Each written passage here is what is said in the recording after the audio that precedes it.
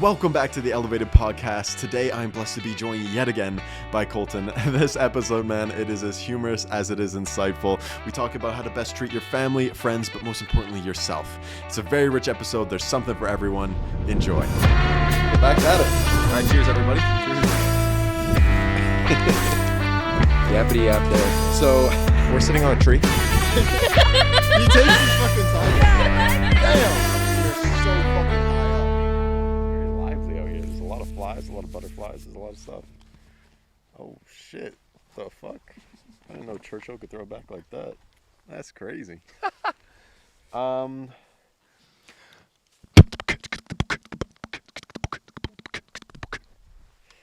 Well, Colton, we have a podcast name now. Yay! You know what we're calling it?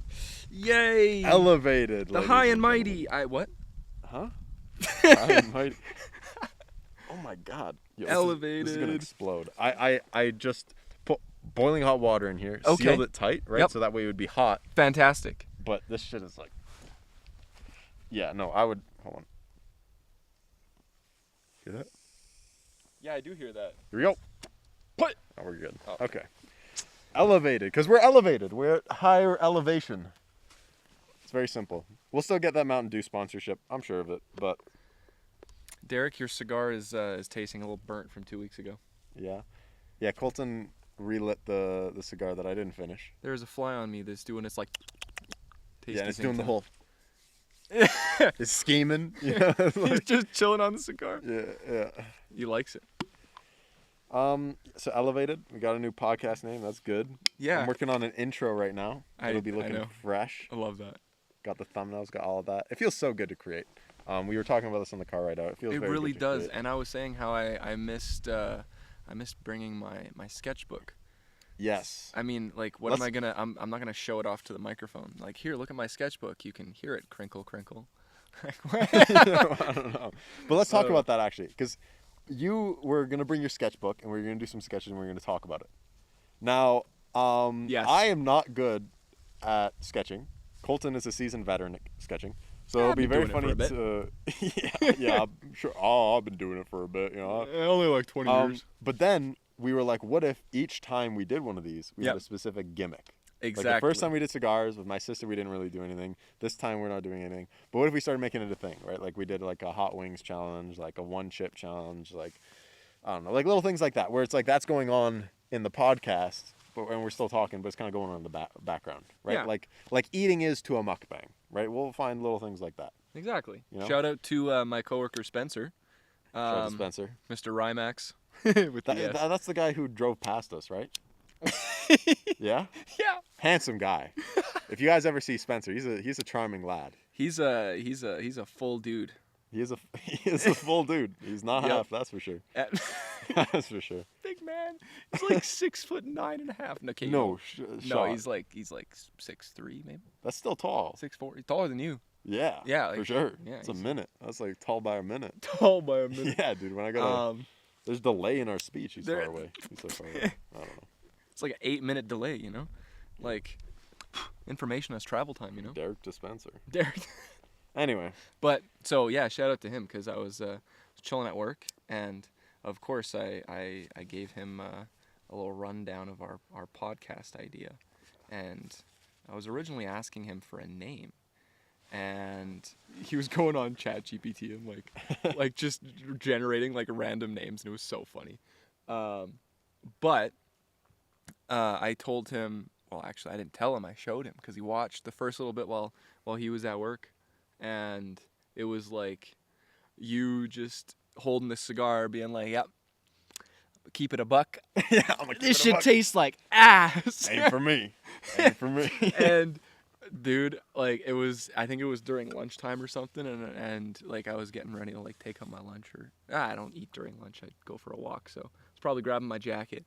And I just see Spencer dying at his desk. And I'm like, what are you doing?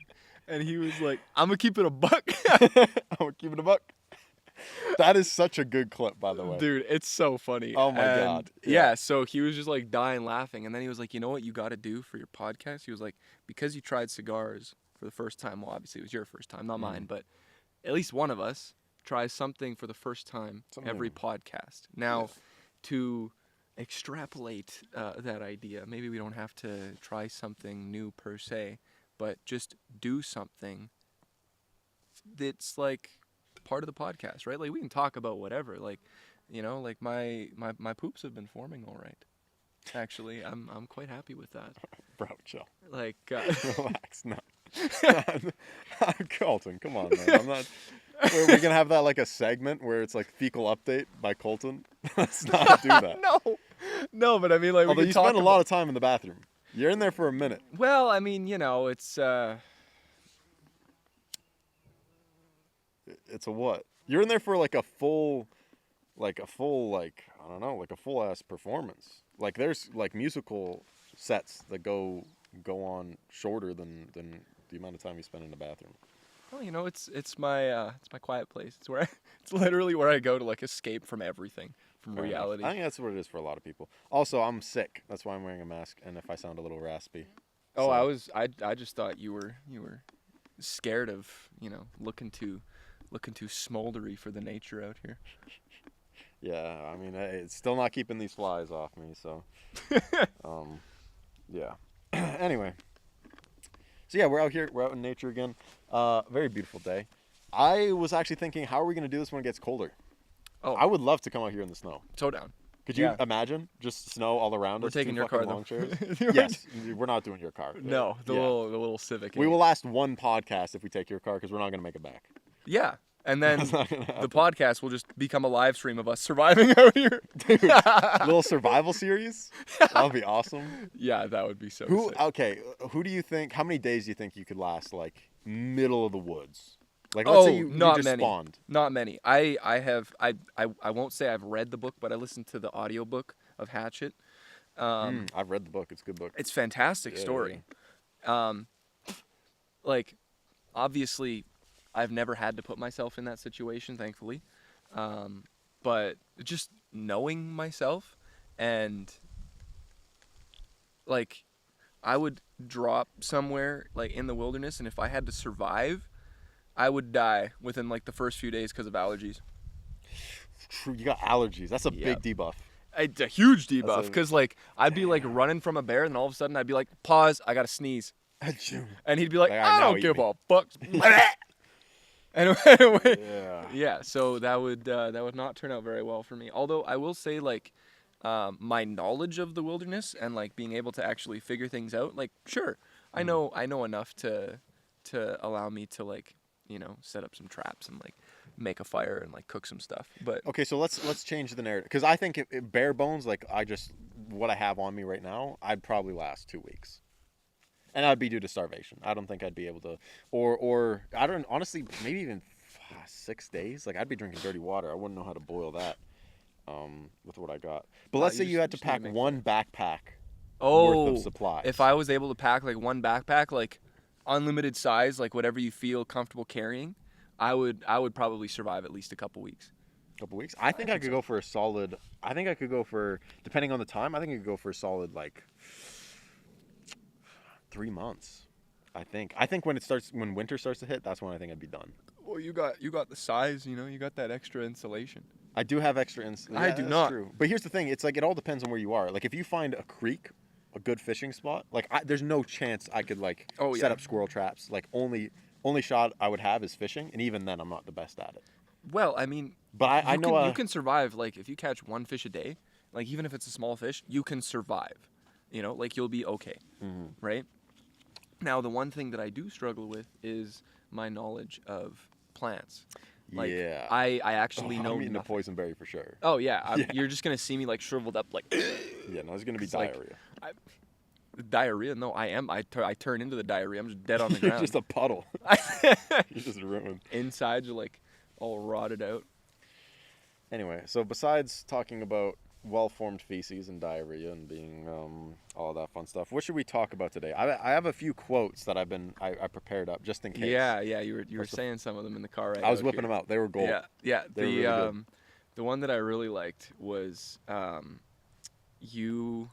did you say? It was something along the lines of, I may not get it word for word, but something about sacrifice, right? Yeah. If yeah. you Help me out here. Let me give it to you verbose. Actually, where's my? Are you looking for your phone? Oh my God, my phone's there. I'm an idiot. Are you looking for your phone, Yes, Derek? I was looking for my phone, Colton. Shut up. Yeah. So it's if you're not willing to sacrifice for what you want Will become the sacrifice. That's That I was not expecting something to just like drop on you like that. yeah, because wow, like that is profound and a half. Yeah, I'm gonna say it again. If you're not willing to sacrifice for what you want will become the sacrifice. And that is so true, and I've experienced that many times.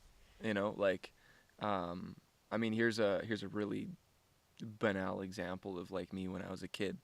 Oh hey little buddy. I used to do a lot of sports. I was into everything. Like when I was in high school, I did like all the sciences. I was in band. I was in jazz band, vocal jazz for a bit when they needed like a drummer on the brush kit. I played hockey for a while before that. When I was homeschooled, I played hockey and I did taekwondo. I was also into art, so I was like drawing. Like when I got home, I didn't really play that many video games back then because I didn't really have anything to play video games on. But like I did a lot. I had a lot of things that I did, and the thing is though, like looking back, I wasn't able to keep up those things. That is Oh my God. What is that? I don't even know. Dude, what That kind was of a like wild bug. It looked like a beetle mixed with a wasp fly or something, or mixed like with a a fly. wasp Yeah. and a whoa, that was scary. I see him. Did you see like the orange wings as well? It was like crazy. He's right there on that plant, like right there. What is he doing? Anyway, He's plotting totally his distracted. attack. That's scary. But anyways, I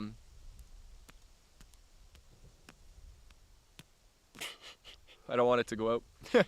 And yeah, so in terms of like, oh, there's butterflies. This is Dude, majestic, man. There's so much life out here this time. I love it. And yeah, so trying to keep all these things going, like I had so many things. I was writing poetry. I was like trying to like write stories and stuff. And it also goes back to that like kind of famous saying of like jack of all trades but master of none. There's a second part to that saying that I can't remember. But basically like I couldn't keep up doing everything to like maximum, and if I wasn't doing something to the absolute maximum of my capabilities, I was almost disgusted with myself and it didn't feel right. And so I made sacrifices, right? Like I sacrificed playing the saxophone all the time to play hockey more. I sacrificed playing hockey and the saxophone to go to university and actually study school more intensely. I sacrificed a bunch of those things, and it's funny, like looking back, a lot of those things were things that I wanted, and what I sacrificed those things for, are they what I wanted? Maybe not. They're just something that I felt that I had to do as per the, expected trajectory of life, And looking back, it's interesting to see how much control you actually have over those things and be like, hey, you know what? If something you want to do is really like an intrinsic value to you, what are you going to sacrifice to be able to keep doing those things?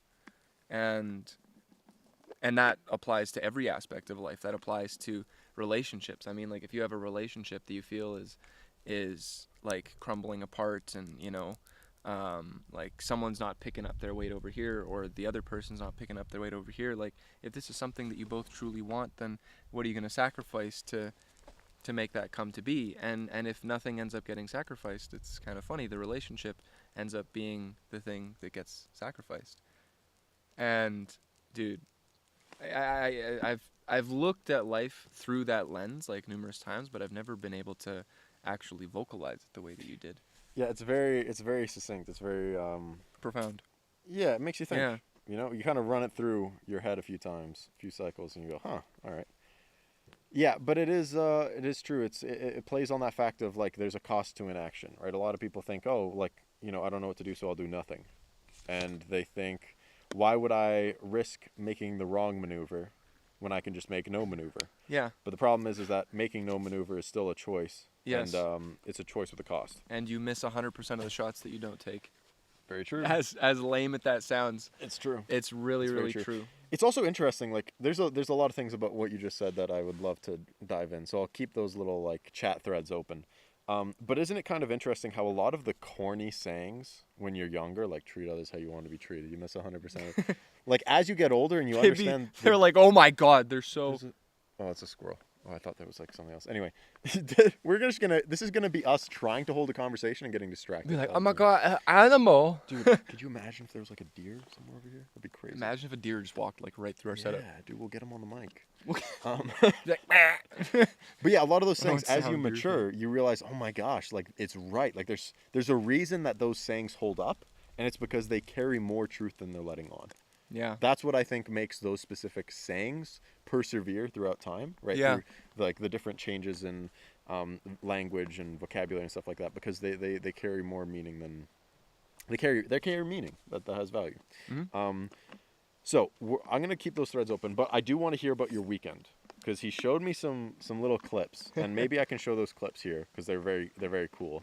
So if you're watching the video, you'll get access to that. I also gotta post these to Spotify.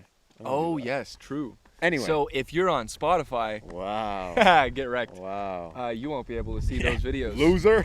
So I'll do a little Dumbass. reenactment. I was wearing a helmet and I was taking a video of a mountain and I was showing people on side of mountain attached to rope climbing. We don't need to do that. We don't need to do the whole, like the accessibility stuff where you turn that narrator on and it's like continue, start game. Like, and you like hover over the different buttons. Yeah.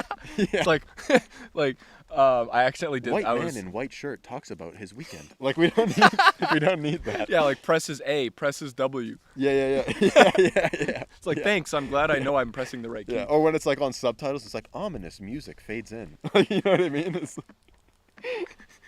We'll show the clips. They're going to be watching this on YouTube anyway. So, but yeah, explain your weekend because it sounded really cool. So I wish I was there. I'm not even gonna lie. Dude, I do too. Like, it was so cool. Basically what happened is at my work, there's a guy that I work with, and he is one of the boss's sons that actually works at the firm. And I found out that he also likes rock climbing, and that is something that I am really into. And so we started talking about that. We ended up going to a climbing gym in Calgary here, and it was a lot of fun. And then he started talking about this friend that he has, and this is like his best friend. Like, he's known this guy since like 3rd grade, and supposedly this guy's dad, his name's Steve. He's like, I think it's like, why is Steve funny? well, I think his name is like Steve DeMaio or something. Like, Okay. He's so cool. He's like honestly, I would put him in the class of like professional climber. I think he's been climbing for like 40 years. Oh, is that the guy who's like popular? Like he's like a famous Calgarian climber, or? I think one of them, potentially, yeah. Okay. And yeah, so I was like looking this guy up, and I saw all these articles, like even on Apega. So he's an engineer, and you get registered through Apega. It's like their board of engineers.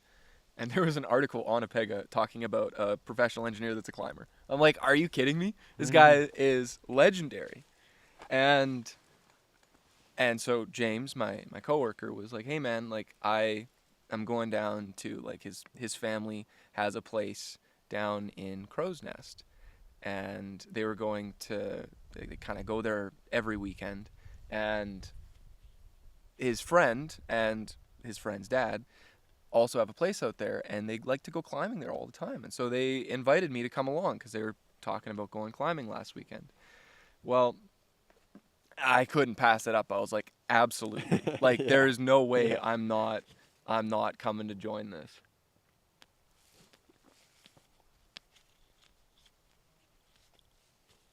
It still tastes good, honestly. Stop the cap. Stop the cap. And yeah, so they invited me to tag along, and I was like, dude, absolutely. So Saturday rolls around, and obviously that was the day that you did the podcast with your sister. Mm-hmm. Shout out Tasha. And So I'm driving down the Crow's Nest. And I'm like, okay, it's like 2.5 hour drive, roughly. Like, sending James text messages. I'm like, okay, you told me to meet me here. You told me to go here at this time. I didn't hear anything from him all morning, right? Mm-hmm. And I'm like 20 minutes away, and I'm like, I'm still good to come, Like, right? I kind of want a response. Yeah. And I get a text from him when I'm like 20 minutes away, and he's like, yeah, man, it's all good. My dad's at the house, like, who happens to be my boss. So obviously I know him well. Mm-hmm. And so I'm like, okay, that's chill. And he's like, yeah, I think I broke my hand. And I'm like, all right. what? Like, are you kidding me? So what's happening?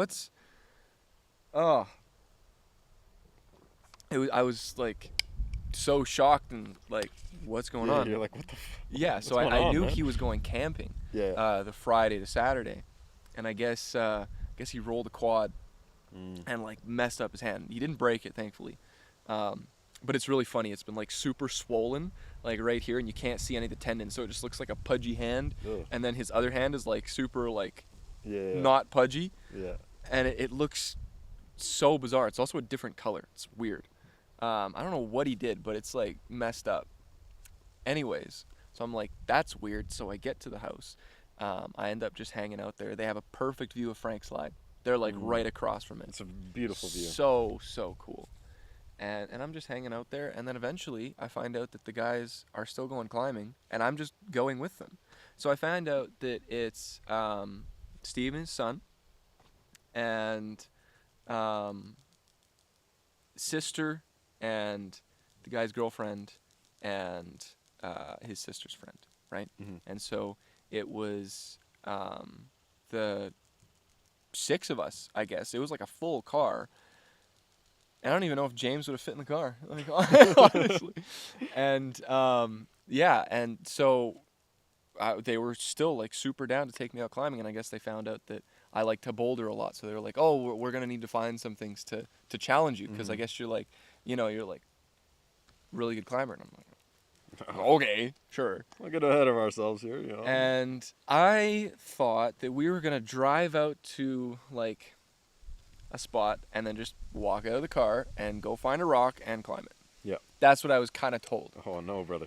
I didn't know that we were going to be like actually like fully roped up with the harnesses, with the helmets. They had a helmet for me. Mm-hmm. And we were actually going to hike like an hour up like a mountainside over these boulders to get to the spot. Mm-hmm. And this was a spot that Steve actually discovered like 20 years ago or something. Oh wow. And he bolted the that routes. route? That's All, really like, cool. So there was a 5.7 and a 5.10 route, or 5.10 plus 5.10 minus. I can't remember what it was. And dude, like for a first proper experience climbing outside, it was unreal. First of all, we're on a mountain face. There's nothing down below us. The mountain like falls away, and it's just boulders like steep all the way down. Yeah, it's like the scramble like all the way down. Yeah. Yeah, you turn around and you just see like it's like open. Yeah. It's just like opening off the mountain. And there's Frank Slide like to the kind of southwest-ish. I'll throw up some pictures. I'll grab what you sent me. Yeah. But yeah, it was really, really cool. And so the whole time I'm climbing out there, like obviously I'm having a blast. It's doing justice. And then Steve is like, man, Justice? well, yeah, like it was like He's doing like the taking a knee, like. No, but it was like filling the desire to do that. Okay. That's what I meant. Yeah. Got you. And Steve was like, okay, it looks like you're not tired out enough. So he moved the bottom of the 5.10 route. He like pulled the rope over and got me to do this like boulder problem that was probably like V5, V6 up into the top part of the 5.10. And then he was like, I'm giving you all the slack in the world, and you're going to down climb it. You're going up, and then you're down climbing, and I'm not taking your weight at all. If you fall, you don't have to do it again. But if you don't fall, I might make you do it again. And I was like, what is he, your coach? Yeah, so why is he making you run drills? So he ended up just kind of like filling out this like mentor role immediately. Like he was honestly one of the most incredible like honestly like automatically appointed mentors in terms of just leadership in that sport that I've ever come across. Like, he was honestly incredible, and very, very, like, very experienced climber. He's he's climbed El Cap. He's done, I'm pretty sure he's done some pretty crazy things. Like, when he was younger, he used to like full sprint down mountains in like 20 minutes. Damn. Like, this guy is a walking legend. You know, he's an outdoors kind of guy. That's what he does. And and yeah, so he ended up getting all of us to do these like climbing exercises and stuff, and boulder problems along the side of the rock face. And yeah, and afterwards, after we had a blast, and then we hiked down, we all went for ice cream. Oh, and it was beautiful. So deserved. Beautiful. It felt so good to just sit there and just muck a bunch of ice cream. And it was like a candy store in the middle of Frank. I think the place is called Frank there, a little town. And they had this like cherry cola, some off brand that I've never heard of from the area potentially. And dude, oh, that was a highlight. Making me thirsty now. Yeah, that was a really, really, really cool experience. And then for the rest of the weekend, I ended up staying the night over at my boss's house and just like hung out with his family, and it was the best. Yeah, we played Mexican Train. You ever played that game? Mexican Train? It's like a position. No. What's a Mexican Train? It's a game with dominoes, and you like put your dominoes down and stuff. Okay. It's fun. It's a lot of fun. And funny enough, my boss is named Frank, and he has a place in Frank, right by Frank Slide. And lots of Franks. He keeps saying, like, he doesn't understand why everything is named after him, right? Even these natural disasters that happened before he was born, right? They must love me. Yeah. And he gets like pretty competitive when it comes to Mexican Train. I want to say, unfortunately, won 7 out of the 13 games. So if you win 7, obviously, like there's like a double 12 and then a double 11, and you start with the doubles all the way down to the double blanks. So there's 13 rounds. Sure. And I won 7 out of the 13 rounds. So if you win 7, you obviously no one can win more rounds than you, right? Yeah. And I think he's still a little bitter. Yeah. Yeah, come to his place, win his game. In his town. Eat his food. Drink his drinks. It's a gangster move. Yeah. Pull up to his house with his family, munch his food, beat him in a game, call him a bitch, leave. That's crazy. That's crazy. So I went back to work on Tuesday, and thankfully I still had a job. Would you ever call him out? Like, let's say Frank was doing something that you thought was wrong. Would you ever call him out? You know what? I have, actually. And I will admit, it definitely backfired, because who am I, right? Like, this guy is a very experienced, decorated, like architect. He's a partner in the firm, right? Yeah. Like, you know, like what he says goes. Obviously, he's really I won't say that like it's experience, but he's very wise in the sense that, you know, if he's doing something or suggesting something, there's reasons for it. Like, absolutely. Yeah. But you know, if there's a better way to do it, obviously he's open ears. And he's always down to discuss it and talk about it, which is one of the main reasons why I love working there so much, because no matter, like, it's not like a top-down kind of thing where it's like what I say goes. I mean, yes, what he says goes for sure, and you better make sure that you do the work for him, you know, on time and to the best of your abilities. But, you know, if there's a suggestion that you want to make and you're like, hey, like, I don't think this is a very good idea, what if we look at it this way? And if he's like, no, you're an idiot, then you just kind of suck it up and do it his way. Gotcha. Like, what he says goes, but he's always down to listen to constructive feedback, which is something that I don't see very often. And Yeah, well, and the reason I ask is because my mom has a very similar situation, and I say, right. like, at the end of the day, okay, they're your boss or whatever, but I feel like almost in a job you kind of get put into this position sometimes where you look at like people higher up in the corporate food chain, and you kind of view them with the specific amount of like protection. It's like, oh, Totally. they like I shouldn't speak up against them kind of thing, and it's like this weird power dynamic or whatever.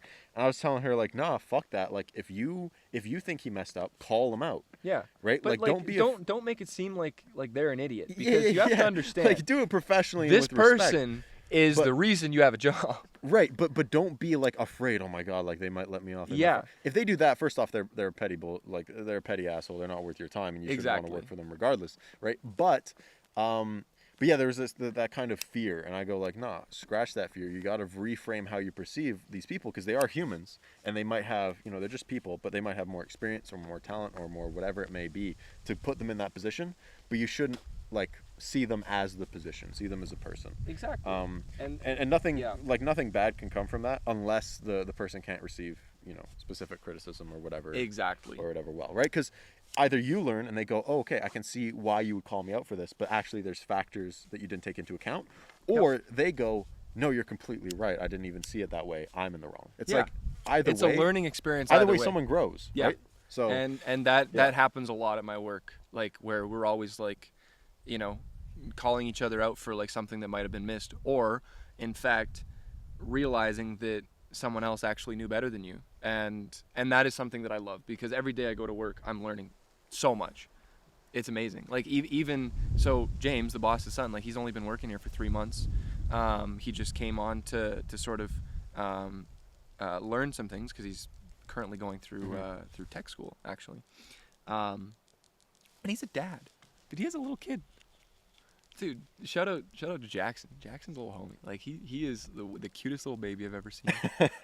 And sometimes you'll see a baby and you'll be like, that shit looks like a goblin. But you'll be like, oh my gosh, he's so cute. Dude, Jackson is legitimately one of the cutest babies I've ever seen. If you show me a picture of your kid and that kid looks hideous, I'll tell you up front. I'm not gonna sugarcoat it. I'll be like, listen, I don't know what you're doing. I pray to God that they grow up to be gorgeous, but right now this ain't it. Like this ain't it.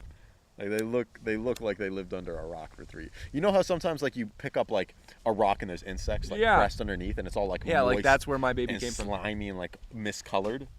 I'll tell you if your baby looks like that. Thank you.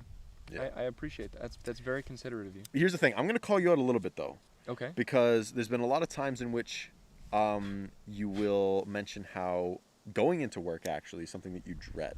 Oh yeah. And I understand, like, no matter what profession you work in, there's going to be good and bad days regardless. Totally. Right? So what is it about those days where you're not looking forward to going into work versus looking forward to going into work? What would you say is the differentiating factor between those days, those mornings? Oh, it's plain and simple.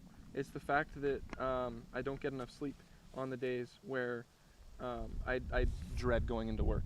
And it's not that I dread working, it's that I dread having to get up.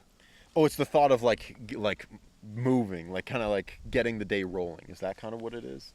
Because I guarantee you, once you're like actually in the office, when you're like, it's like, all right, I don't have to deal with all the bullshit in the morning, getting out of the bed. Like I'm here, and so now I can actually appreciate and enjoy it. So it's mainly just the getting to that point.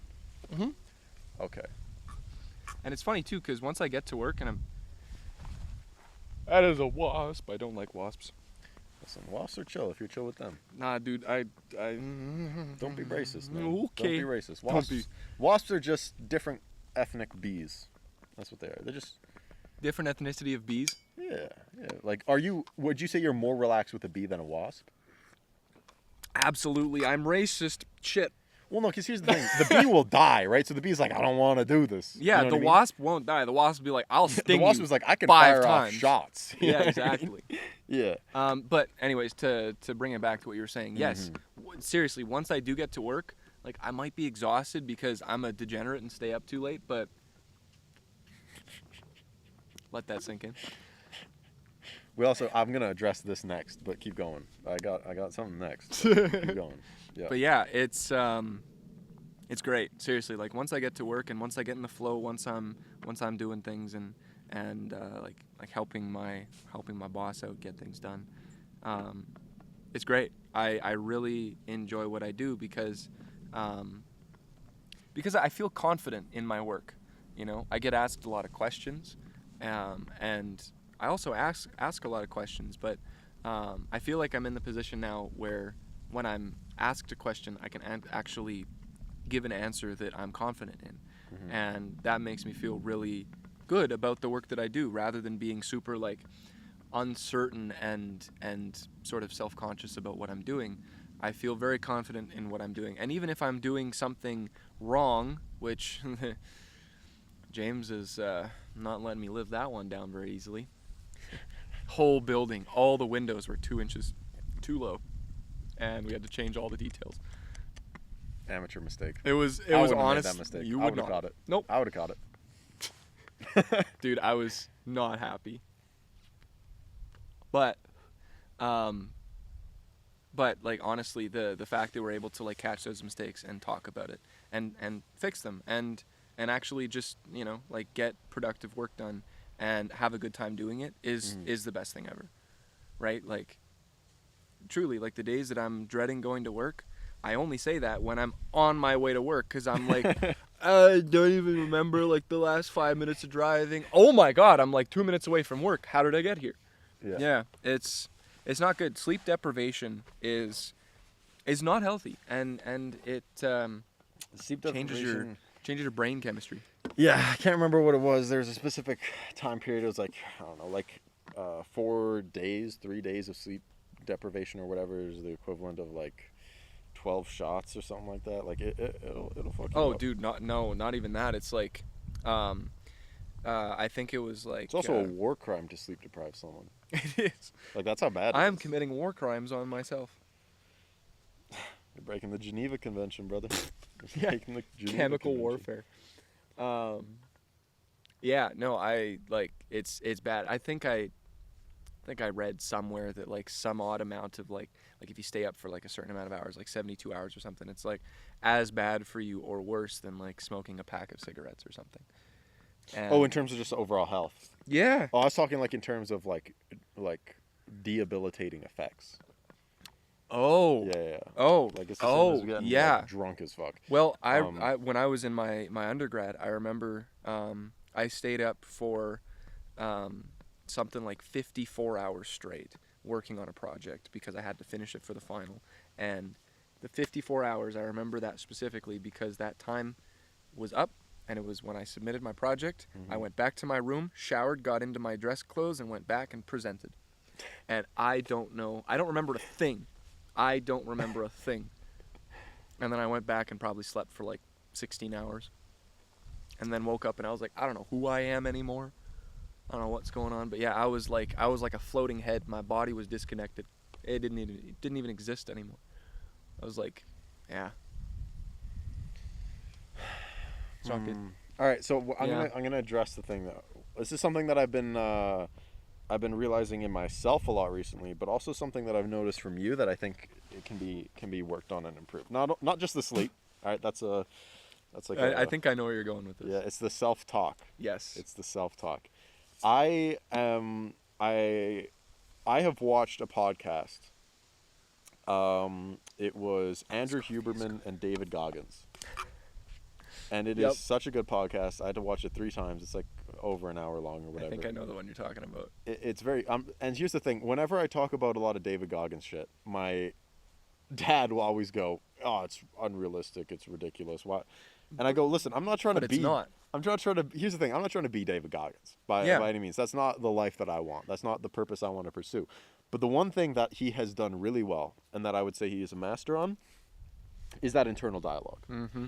And in that podcast, he really, really goes into it with great detail, and they really explore it. And there's a lot of really amazing things that you can learn and to try out, right? And I think that not only should you really pay attention to that and watch it, and not just watch it in the background, but actually study it, right? Play that on the next ride to work for the next few mornings, right? Try and pick up and see if there's anything you can learn. But having that self-dialogue with yourself is so powerful. Self-dialogue with yourself.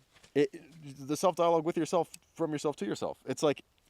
from me to I. from you to you. It's so powerful for a lot of reasons that I can't really even explain. But I would say a really good example of it is, imagine if you had someone constantly over your shoulder whispering into your ear, no, you can't do this, putting you down, right? It's like that will morph your beliefs, right? It's no different than when we talked about I can't remember if it was on the podcast, but earlier for sure, about how you can change your beliefs just based off of the exposure of specific information that you have in your life, right? Absolutely. It's the same thing with news, with the tribalism of news in the United States, with propaganda, historically speaking. It's the same thing with like growing up in a different culture, and like if you're thing. surrounded by, like, let's say you take some people from like India or something, and they have their own like beliefs and their own religion and whatever, and then you take someone from like Western, I don't know, US, and you compare them, like they're gonna believe in different things fundamentally. They're gonna have a different structure of like how life should be lived, and neither one is right, neither one is wrong per se, but it's just what information you've grown up with, what you've experienced through your life. Well, and the sentiments that are expressed in your life, the frequency to which they are expressed is directly proportionate to the stain that they have on your perspective. And sometimes it's a good stain and sometimes it's a bad one. But if you don't even realize it and you're unconscious to the fact that you're constantly putting yourself down, limiting what it is that you're capable of, your potential, your abilities, whatever it may be, it is going to stain your perspective. And I do that a lot, actually. And it's going to prevent what it is that you can accomplish. Yeah. And so one quote that I think you should really try to remind yourself is, what would I do if I wasn't afraid? If there was another version of you that wasn't afraid, or that didn't have those debilitating or like beliefs, doubts or anxieties or whatever it is, what would they do? Maybe they would go and talk to that girl. Maybe they would go and express their feelings, or maybe they would be more complimentary. Maybe they would take a risk. Maybe they would take a chance, right? If they didn't have that one quality that you have, what would they do? And then that instantly gives you something to work towards, a sort of role model where it's not someone else, it's you. The only thing that's switched is one characteristic, one trait, whether that's anxiety, whether that's fear, whatever it may be. And maybe that characteristic hasn't switched. Maybe it's just how you approach that characteristic. It could be. How you acknowledge it. It could be. But at the end of the day, the thing that matters the most is you have to be able to build off of yourself. And you can't do that if you don't think, A, that you're worth building off of, or B, that you can build off, right? Like, and those come from self-dialogue. Yeah. Like, you have to be like, no, like, I am capable, I can do this, I'm good enough. And it sounds like, like hollow affirmations, where it's like, oh yeah, you get in the morning, look at yourself in the mirror and tell yourself that you're good enough. Like, sounds like bullshit, but it's true. Pristine marble temple. My body looks like a Greek god, and I am going to walk around naked for the rest of my life. I'm not even going to lie. If you had those beliefs, you would act that way. And there would be a certain point in which the world would reflect the way that you act. And you would genuinely believe it. Yeah. So it is true that you can fake it till you make it. But here's the thing. I talked about this before. It's like, there's scientific studies showing that, okay, you can virtually augment someone's appearance, right? Grab VR, do some kind of onboarding coordination setup so that way they can associate their identity to a virtual avatar, change that avatar's perception or appearance, and it will change the behavior. Yes. And so it's very much the case, not only with appearance, but also just with actions and reactions. Yep. Right? Because that's how that gets conditioned into you. If you're looking outrageous, people are going to subtly treat you and respond to you, or very blatantly, as an outrageous person. And that's going to affect the way that you behave and act and so forth and so on. And so it all starts from the belief. If you believe that you could conquer the world, you're going to act like you can conquer the world. Yeah. The world is going to respond to you based off of those actions, and then it's going to reaffirm the beliefs. It doesn't start with the action, it starts with the belief. And sometimes you can do an action without believing it, but then the action is shallow, and it doesn't have the weight. Action's kind of hollow, right? And I mean, maybe it could catch up, right? Maybe that's one approach if you can't start with the beliefs. Act as though you believe a certain way, so that way the world will respond to those actions, and then it'll give you more evidence. Or maybe you will respond to those actions. Either or, right? When I say the universe, right? Yeah. Will respond. And then maybe you'll have enough evidence to adopt those beliefs. But I genuinely think if you start with the beliefs, and that's something that's hard to do, but I think that's something that you should keep in your mind a little bit. And even, I think a good starting point is just pay attention to how you talk to yourself. Like, there's a lot of times, like even like last weekend, where I was talking to myself, I was like, nah, man, like, why are you acting and thinking this way? Like, stop putting yourself down. Stop putting yourself below someone else. Step the fuck up. Like, stop it. Just stop it. And I had to look at myself and go, wait a minute. Like, I'm telling myself shit that I wouldn't let someone else tell me. Why am I not standing up for myself to myself? It's fucking weird. It's weird, but it's so true. You know the meme where it's like, stop it, get some help. Dude, please put that here. Literally, it's like, stop it, get some help. Like, but it was from myself. It's so true. If you grabbed your voice and made it an external person, and just focused on that communication, like, would you take it? Like, if someone's talking to you the way you talk to yourself, I'd beat the shit out of myself. Right. Like, wow. You'd be like, what? Like, who are the you? fuck are you? Yeah, like, why are you talking to me like this? Like only I'm allowed to talk to myself that way. No, but that's the thing, right? A lot of people why am I allowed to do that? A lot of people make that assumption. Oh, it's allowed. Like, I don't want other people to view me this way, but I'm okay if I view myself that way. Why is that okay? It's like, whoa, there's a problem there. Right? Yeah. Like, yeah. Why am I okay with that? Why am I only okay with myself putting myself down? And then I'll get mad at people for telling me good things. Like, if my mom is like, hey, like, I believe in you, or like, I don't know, that's a terrible example, but like, she'll tell me something like, oh, I know you could do this or this and that and whatever, and I'm like, that is not true. You're dismissive because of it. I have been telling myself the opposite for so long. Now I'm mad at you for lying to me. Well, and if you stack up all those, it's like you've told yourself it 99,000 times. Your mom's told it to you once. There's a dilution error there, right? Like, it's like that one isn't going to stack up. Exactly. And so I just wanted to throw that in there because I think it's a very important message, and I think it's something that a lot of people struggle with. And the problem is that, like we kind of talked about this morning with your mom before we came over here, there's so many distractions that those distractions can distract you from that self-talk, and it can kind of keep you in this cycle. Yes. Where, you know, it's like, why would I try and fix the way that I talk to myself when I can watch a TikTok? Whoa, buddy's what just... even is that? It's a grasshopper. It's a grasshopper? Yeah. Motherfucker's cruising. He's... Oh my God. Look at him. He's flying. And he's tired. Yeah. That's wild. But I think it's very important, so I wanted to it's like I can, you know, I can make myself feel better about myself, or I can just like lay down and like scroll on Instagram or something for like a couple hours and forget that life even exists, and then, you know, everything's resolved. It's avoidance. Yep. Avoidance is a very the consequence of inaction, thing. The price of inaction. That's what it is. The consequence of inaction is stagnation. And when you stagnate, you become like, everything in life is about growth. That is literally the definition of life, is ever changing. I mean, plants do it all the time. They like photosynthesize. They absorb sunlight and carbon dioxide and all this kind of stuff. And then humans are like, hey, but you know what? I have a brain, so I'm going to overthink all the growth and cause myself to stagnate, because I would rather feel comfortable in this very specific moment where I've felt comfort before, and then choose to hold myself back from any kind of change just because I know that that sensation of comfort is something that I am still kind of in. And I don't like that, because it holds me back from, you know, everything. Yeah, well, and stagnation's such a good word for it, because there's this quote that I'm going to try my best to remember. And it's from an anime, and I love it. And I'll listen to it. There's actually a remix of it, and I have it when I'm trying to hit PRs. Was that the one that you were... No, that was a different one. But that one gets me hyped up too. Okay. But it's basically... I'm going to try my best here. It's, if you somehow think that you're not enough, set your heart ablaze. You may feel like digging your heels in, but the marching of time waits for no one. Wipe the tears from your eyes and get moving. The young buds must be allowed to bloom. And it's so true, because it's like, whoa. It's like, yeah, like, time doesn't stop for no one. You might want to dig your heels in. You might want to post your ground. You might want to be upset. You might want to, you know, get into that mentality, but it's like, you can't. You got to keep moving. Yeah. And I think the biggest waste is lost potential.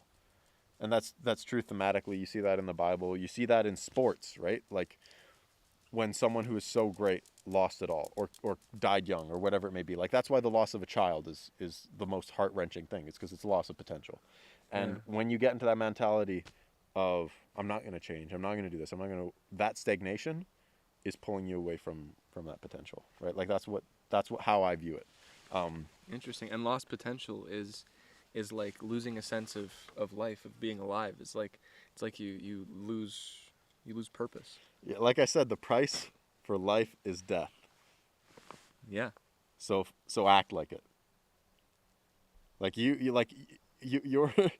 going all in. Like you're going all in on life. Like you don't have a choice. You can't not. You can't not. Yeah, that's right. You're paying this. You're paying for your life with your life. So make it worthwhile. You're paying for your life with your life. Yeah.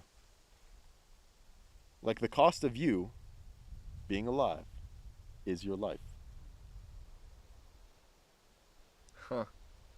So it's like when you're pursuing that potential, it's like, or when you're not, you got to go, I'm going to die for this.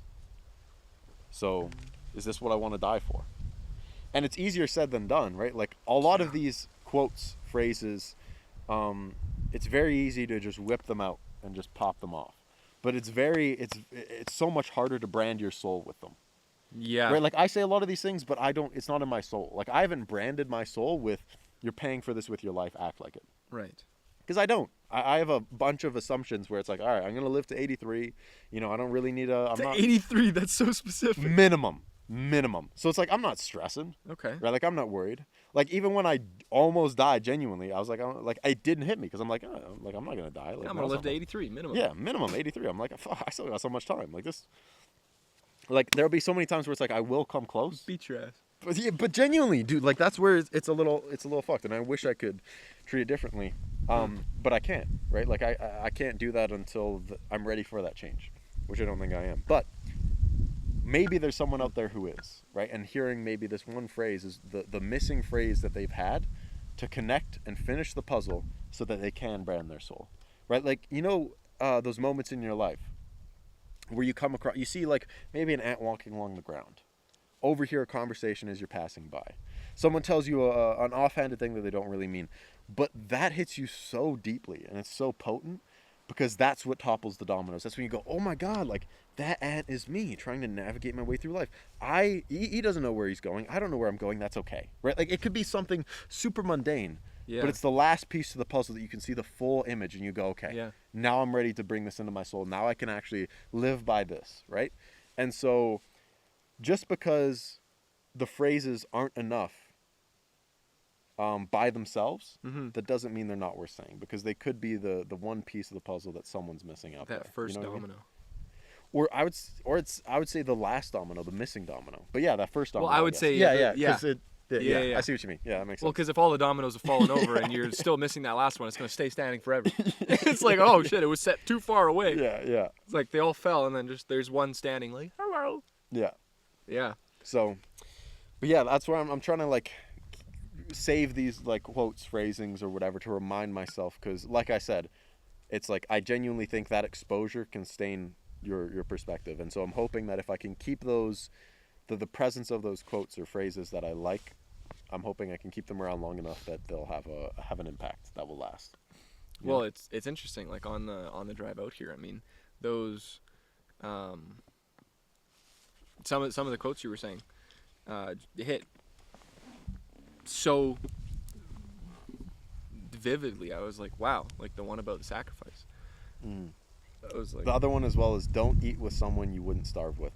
I love that one. It's so good because it just really makes you think about who am I surrounding myself with. Yeah, and you know, you might be surrounding yourself with people that you are used to, right? Yeah, it's comfort. And that goes back to our whole thing about stagnation, right? And if these people are bringing you down, you know, it might be microscopic. It might be certain things like, oh, like they know you, so like they know you not to do something, and then they're like, oh, you don't do that, right? Or maybe they just don't take the initiative to be like, you know, something goes on in your life and you're like, wow, I'm suffering, you know, a loved one just passed away, or, you know, I got injured or something's happening and I need support, but you don't reach out for it, and you don't find that those people will, you know, reach out to you to be like, hey, I'm here for you. And And then it's like, yeah, would I starve with these people? Would I trust these people in a situation where I am, it's life or death? Would I give the like full quality of my life? Would I put that in their hands? And would I trust them with who I am as a person? And if you wouldn't do that in any situation, then why are they still around? And I think it's also a lot of people, like, they don't want to lose friends for a lot of reasons. Well, there's another one, and I'm trying to remember absolutely. this. I can't remember it verbose, but it was... So many bugs. Yeah, I know, they're crazy. You can't carry everyone to the top. You're going to lose good friends along the way, but it's worth it because that's the price for the great friends when you get to the top, or something along those lines. I thought you were going to say that's the price you pay, because that would have rhymed. Oh, that would have been better. Oh. Yeah. I was trying to think of it. It's the price you pay, because... Either way, you have to sacrifice your way. friends. Like, your friends are completely situational. They're all based on your environment, right? Like, when you're in school, you have one set of friends. When you're, grow up, you have another set. This is also something you have to consider, though, because, here's an interesting saying, or not saying, but way to think about it, because I would say that you and I are friends, and I would say that myself and Ferris are friends, right? And, you are two people that I've kind of had close to me for a long fucking time. You, obviously, not as long, but definitely become, like, one of my closest friends. And it's interesting because I would never even think about sacrificing the friendship that I have with you or with Ferris for any amount of success or anything. And that's when it gets into the realm of, like, okay, so now I have started looking at this kind of relationship as more of a sense of family.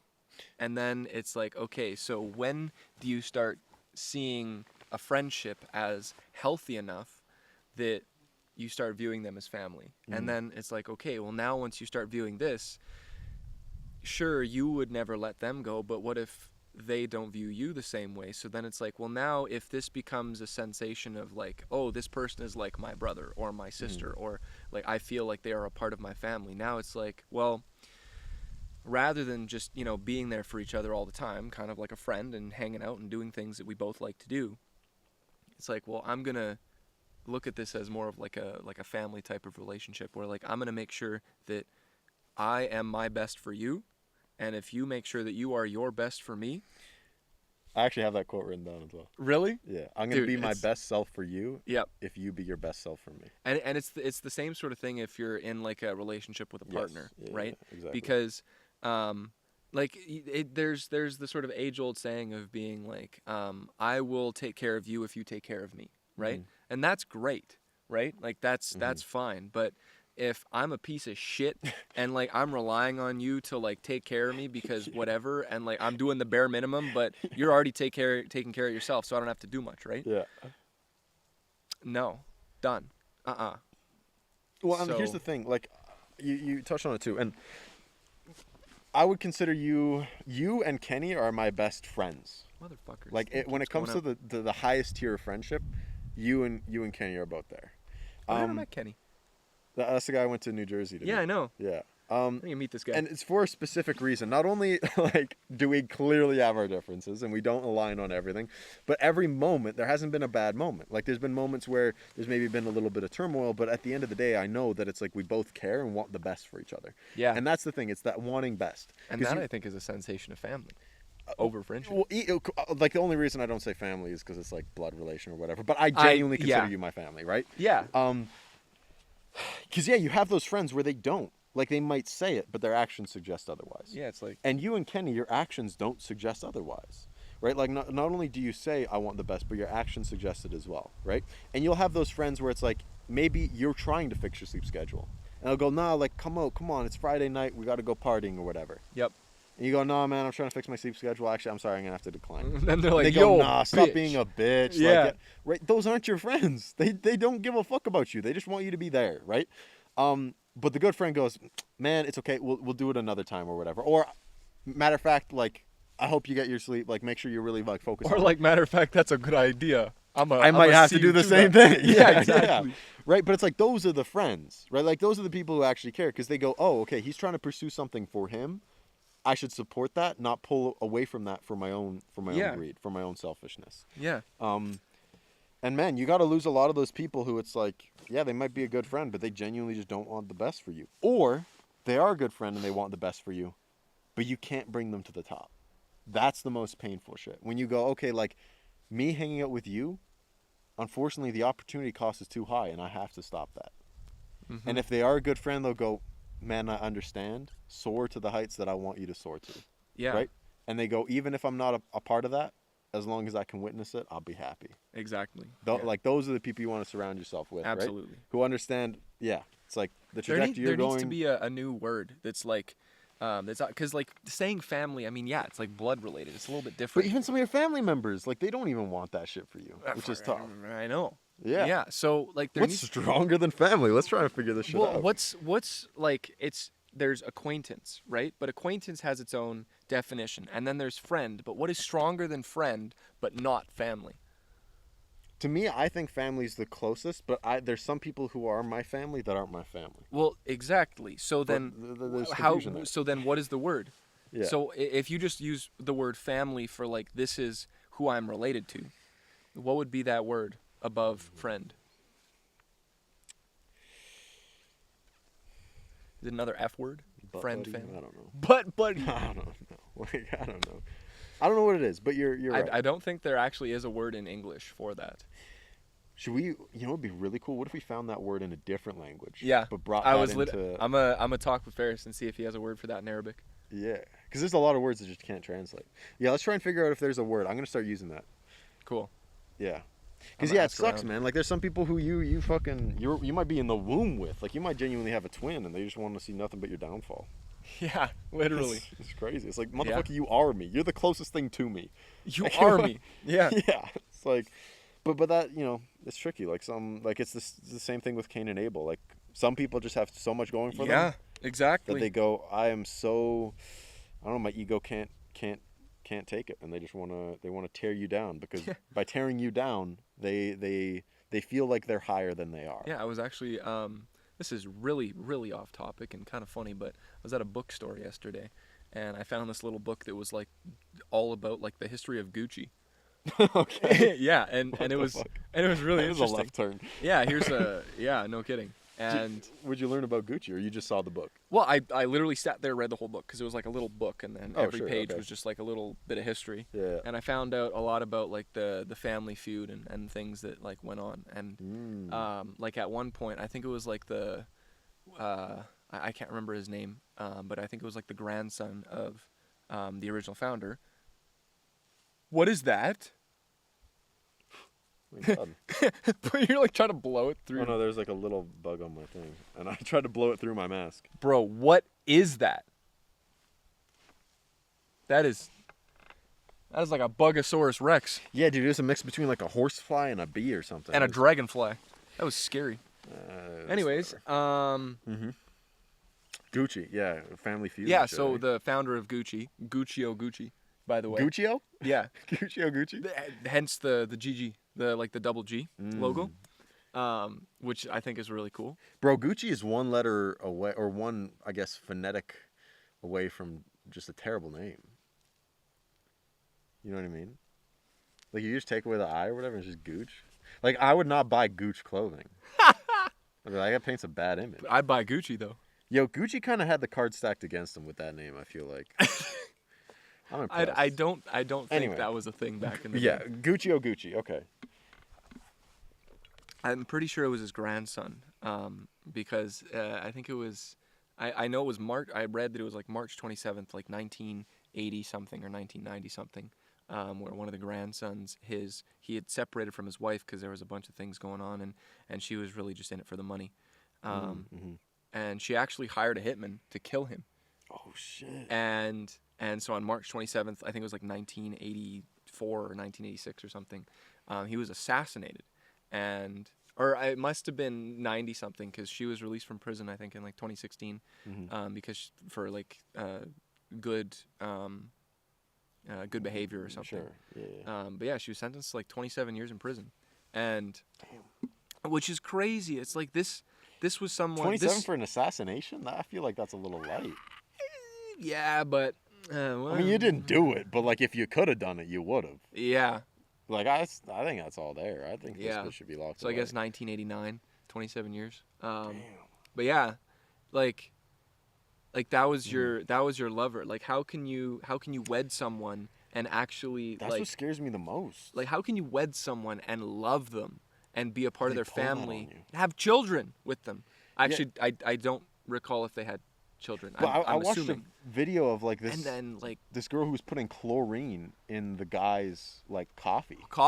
Yeah, and he ended up like filming it. Yeah, you saw that shit? Yeah. Wild, man. Like how can you like be married or boyfriend, girlfriend with her? Whatever? How can you go to bed with this person and like tell them that you love them straight faced when you're poisoning them? Yeah, because you never know, man. Like you just think they're monsters, but they're not monsters. That's the crazy part, right? Like I think it's a very instinctual human reaction to look at women, like people like that. I was gonna say women like that, but the case we were talking about, it was women. Yeah. Looking at a woman, right, like that, or a person like that, and being like, like I could never see myself doing that. Like someone who would do that, they're just a monster. Yeah. They're like a terrible person. But it's like no. It's like give the devil his due. Like there's a reason why they were together. There's a reason why they fell in love. There's a reason. There's reasons there. Absolutely. Yeah. They were playing this shit in the shadows. And then jealousy or whatever just took over.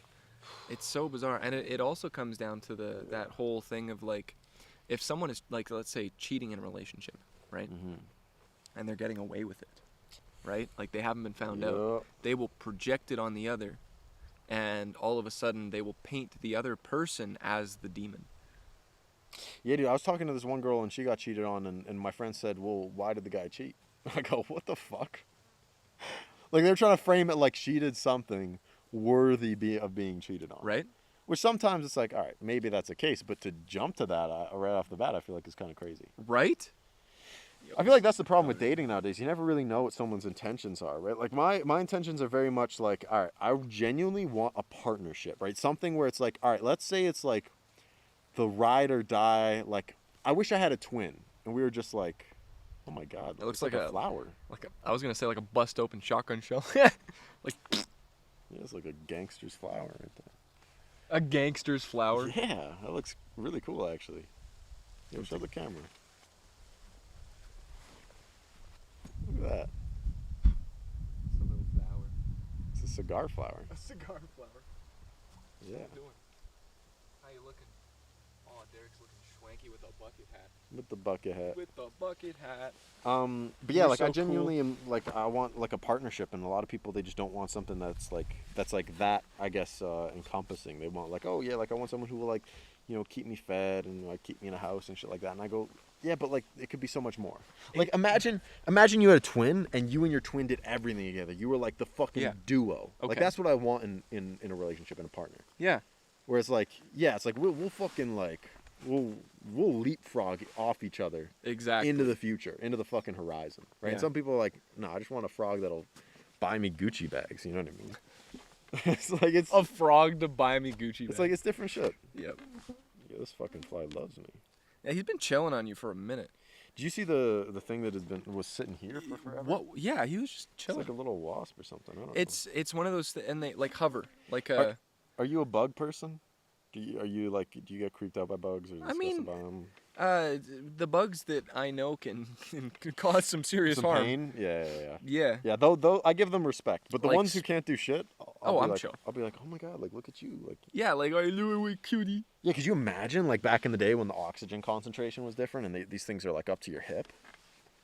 Could you imagine riding an ant? How dope would that be, bro? Or a dragonfly. Whoops. Dragonfly would be sick. Thanks. Yeah. Yeah. That's crazy. How are we doing for time? We should actually probably end it. We've been doing this for, I think, over an hour now. Let me check the time. I didn't actually see. Yeah. It doesn't say. Anyway. I know that we definitely started after 11:50, but... Well, I mean, we can keep chatting. What? We can keep chatting. I'm in no rush. Dude, neither am I, honestly. We got until, like, basically max 3 p.m. and It's not even 1 o'clock yet. Yeah. So, Mr. Derek Urban, That is I. the 17th or something like that. 3.5 actually. Derek John Nicholas Urban, the 3.5. That's right. Yeah. That's right. Yeah. Yeah, people always ask about the 0.5, but Yeah. come on, doesn't take that much imagination. Wait, why is it 0.5? Um, I actually have no idea. no, No. Oh, it was. There's another Derek John Nicholas Urban, and they came out halfway, but then put him back. Yeah. Yeah, they put him back. What? Yeah, they came out, saw his feet. They're like, no. They're That's like, we already gave you the name, but that's we don't cap. want you. That's Put him cap and back. a half. They put him back. What They do were you like, know what? mean? They like Came out halfway, put him back in the drawer. saw the navel, shoved it back in the drawer, left him. Okay, so why is it actually 3.5? No, it's not 3.5. It's not anything. I'm the first Derek. Oh, also, fun fact. I am the... Wait, what? You made that up? Yeah, that's all bullshit. Wait, do you genuinely think I was like the third or something like that? Like Yeah. I was the third? No, I'm the first Derek in my lineage. Man, I've known you for Yeah. how many years now? And I You genuinely? what? I was just saying that as a meme. I was just saying that as a joke. It has a little ring to it, like Colton the Third. You know what I mean? It's like it just sounds prestigious. No, it's all I it's don't all think it's all there's cap. ever been a Colton Shahawi. One thing Derek John Nicholas Urban, not the third. I'm the first person in my lineage to get a university degree, not only with distinction, but also with honors as well. I didn't know you had My honors dad- with distinction. My dad was the first one. You had honors with distinction? Now honors is like technically it's not honors, but I meet all the requirements for honors. You just and didn't I was apply for it? and I was dean's list every term. So yeah, like if I applied for it, Whoa. it would have been a piece of cake. But anyway, my dad was the first person in our family tree to get a degree. Wow, Yeah. that's really impressive. Kind of crazy. Because you don't think about it, right? You just think it's like, oh, everyone like does this shit. Yeah. It's like no. It's like like your family history. It's like times were tougher. As far as Be I grateful. know, I think I was actually the first person in my immediate family to graduate from an undergraduate degree. Yeah. I believe so.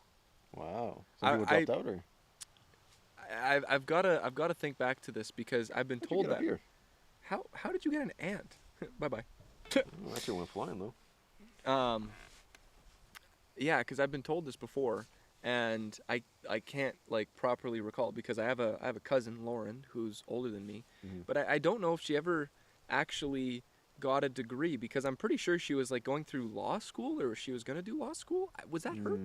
I think so. I hate to admit it, but I've been a little bit out of touch with her for a while. She lives in Vancouver still, I would assume, and she's like pretty high up in Aritzia actually. So she was working for Aritzia, and then she just climbed the ladder. Now she's like doing great, and I think she actually started dating this guy. From what I heard, at least, my mom follows her on Instagram, and I don't even see things anymore. I don't even know. Gucci. No. But I think she's doing pretty good. But as far as like she's older than me, by I think maybe 3 or 5 years or something like that. Mm-hmm. What's your family I don't know. dynamic like?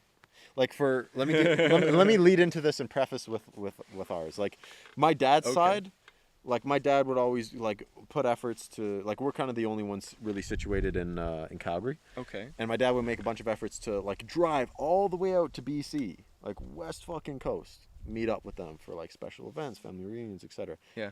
They would never really come over to Calgary. And so it got to the point where it's like my dad was like, all right, fuck you guys. I keep trying to put in effort to keep this connection and this family alive, and it's not getting reciprocated. Yep. Now, the other side of the family, the rest of the Urbans, they all fuck with each other. And they also not only do that, but they also like kind of fuck around with the rich side of the urban lineage. Okay. And my dad was kind of the outcast. Interesting. And so my philosophy on family is, man, like sometimes your family ain't your family, like we said, right? And it's like, Yeah. fuck those people. Like genuinely, like fuck those people. I don't give a fuck about them. Listen, Auntie Wendy, I love you because you're family. But step the fuck up. Like, what are you doing, man? Like you're flying people out to meet up, and you can't even like come into fucking Calgary and pay your brother a visit. Genuinely, like I'm sorry, but like fuck off, right? Like until you put in some effort, it's like fuck off. And so I pay a lot of attention.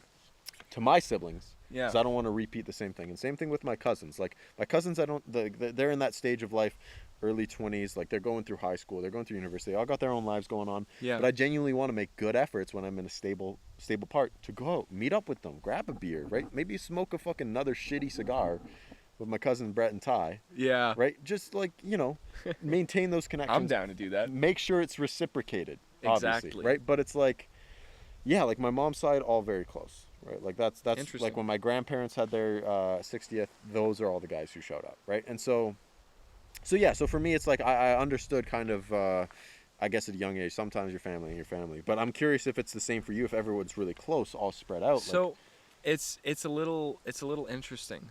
It's like somewhat all over the place. mm-hmm. So I'm obviously, as you know, I'm an only child, so I will never have that sort of like, growing up and, my siblings become quite distant. Yes, I can't because even my imagine siblings have what that's always been distant. Yeah. Like very distant. Non-existent distant. Exactly. So you guys have been distant across space and time. You guys have been distant across the fourth dimension. What's up, little buddy? Yeah, there's a little fly chilling on my shoelace. Hello. Hello, buddy. Boop. Come on. Oh my God, he crawled on you. He's so cute. Anyway, keep talking. Yeah. They've been distant. Wow. Is that a horsefly? May I look? Motherfucker, you try and take a bite out of me, I swear to God, I'll eat your ass. Look at his. Wow, that is a gorgeous looking creature. Yeah. A little spooky. He's like tasting your. Don't give me a bite. It looks like he will. I don't know. No, I don't think this is a horsefly. I think we're fine. Anyway, yeah, keep talking. I think it's crazy to be an only child. Like I feel like there's got to be like sketching me out. this missing amount of like camaraderie. You know what I mean? Dude, that guy's sketching me out. I don't know why. Why? His face is golden. I know, it looks really cool. Hold on, let me see if I can. It's not gonna focus. It might focus. That's so cool. Oh, it's not gonna focus. It's not gonna focus. No, he's just chilling. But yeah. Anyways, he's gone. He's gone. So, what is my family like? So. Hey, this is Derek from the future. So, after recording this, Colton was like, "Oh my God, I was yapping. I went to Yapville. I'm a diagnosed yapaholic. I went on and on about my family." And I was like, "Yeah, no, like that's okay. That's fine." I thought it was a very interesting conversation. But after reflecting on it a little bit, there was some personal stuff in there that he didn't really want to put out into the world. So we're just going to kind of fast forward through all that stuff and pick up the conversation on the other side. Like, I genuinely think you should be working all the time. And even if you're not working for money anymore, like you should have a hobby. Yeah, but here's the thing. It doesn't need, something to keep you busy, something to keep you active, I guess is a better way to phrase it. Yeah. But yeah, I'm hungry. I think we should wrap this up. I think it's, everyone's family relationships are always like dynamic and different, and I think it's kind of curious to always hear about what someone else is going on, right? Because in your own family, you everything's normalized. That's what you were born and raised into, right? And getting that kind of contrast can really help you open your eyes a little bit more about life in general. So, same thing. I did this with my sister. I like kind of doing this. Obviously, we are elevated, but we're trying to be even more elevated, right? And the only way to do that is to submit something that you're going to walk away with, right? Something. Yeah, I was waiting for this. Yeah, you take away from this experience. So from this conversation, it could even be on the car ride out. It could be through this little recording here as well. What's something that Colton's going to be walking home with? Okay, so first things first.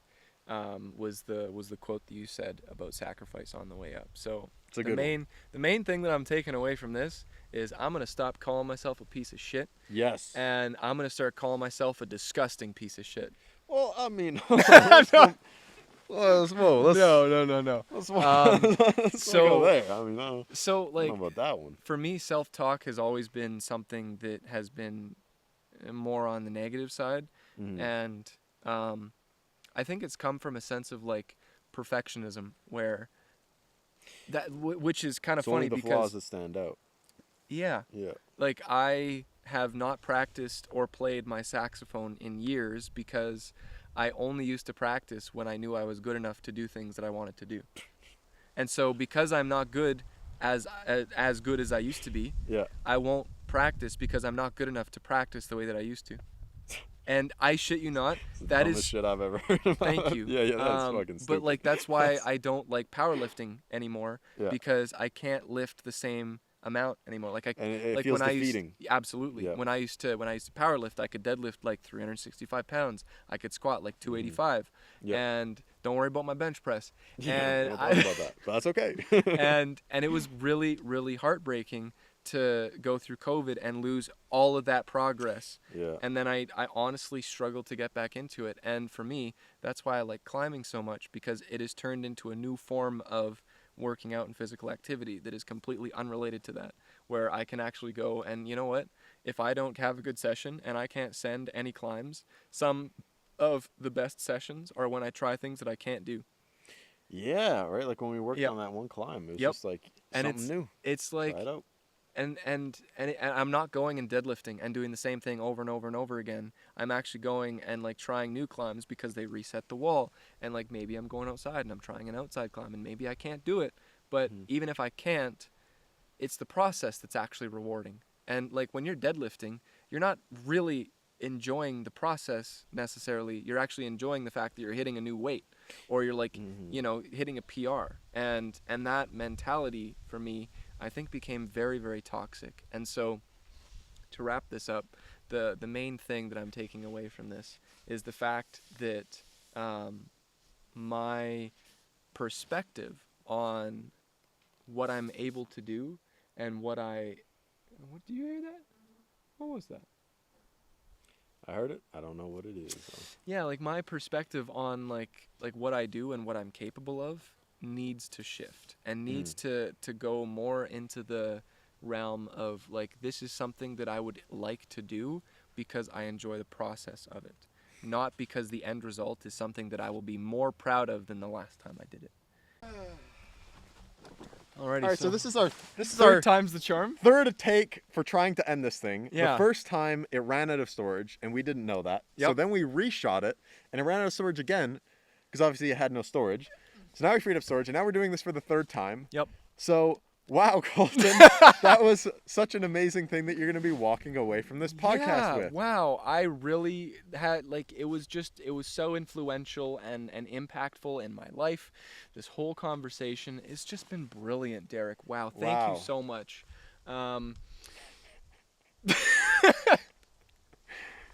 Mr. Derek John Nicholas Urban, the 3.5. Yeah, that's me. Which, by the way, I was bothered about because I didn't know this whole entire time that we have been friends that you aren't the 3.5. No, that's wild. And wow, oh my gosh, that's so funny that we talked about this never before. And New information to my ears. So, Derek. Yes, Colton. I have a very original question for you. Oh, what is that original question, Colton? What? Back here. Yeah. What? I'm on 6% right now. We gotta like. What are you, sir, going to take away from this conversation? Wow, Colton, you know what? I'm so glad that you have asked me that for the first time right now because I can give you an original answer. I'm going to be walking away with the word stagnation. Are you going to etch that on your mirror? No, Colton, I'm not your... going to etch that into my mirror. I might draw it with dry erase because I think it would be a good word for me to wake up to, Colton. That's amazing. Wow, I never heard that before. Yeah. That's fantastic. Why do I like the word stagnation, Colton? You like the word stagnation because it's going to help you progress through your life. Wow, what an amazing guess. That's exactly right, Colton. Because instead of stagnating, you are going to grow. Yes. Yes. Yeah. We're killed. And you know what? That is amazing, Derek. Thank you so much for sharing this wonderful information. And I think you have something else that you wanted to say. Yeah. So yeah. Well, okay. I'm just gonna. Well, we'll get back onto the script in a second because this shit is scripted out at this point. We've rehearsed it. Stagnation. Yeah. I think it's a good word to wake up to. It helps remind me to keep moving, to stay on track. I'm just gonna check the video just to make sure. Yeah. Double check just to make sure. Are we good? Oh yeah. Okay. We're still good. We're looking good. So yeah, that was my word. I really like that word. I think it's really good. And yeah, I'm going to try and use that as a solid reminder to keep pushing, to not let those moments in which I could approach something without intent with intent. You know, I want to make sure that every time I'm choosing to pay the price of spending my time on something, it's with intention and it's not just meaningless. But Colton, you know what's actually crazy? Yeah, you know what's actually crazy? What's crazy, Colton? Shout out Tom Mish, happy music, by the way. So it's funny, you know, I was looking behind us, and the scenery is actually quite scenic. It is very scenic, Colton. And we were talking about how beautiful the backdrop is, and yeah. Some people believe that this is fake, Colton. I don't know if this is news to you, but my sister's friends, they were like, "Oh wow, what a great background image that you chose." Oh my gosh, I can't believe they said that. I've never heard that such an opinion was expressed. Yeah. So what? This is how can we prove that this is real, Colton? How could we possibly prove that we are sitting in the middle of the wilderness with a beautiful backdrop behind us? I don't know. You know what would be a crazy idea, Colton? What? Take a guess. I think we should stand up. Yeah. And walk behind the chairs. Yep. Into the scenery. That would be wild. That'd be new. I don't think we've ever thought about this before. Do you think we could do it? Do you think that's possible? I think we could give it a try. You know, let's give it a try, Colton. Let's walk back there. Let's see if there's anything down there. Let's do it. If I come back up and this shit has stopped, I'm going to lose.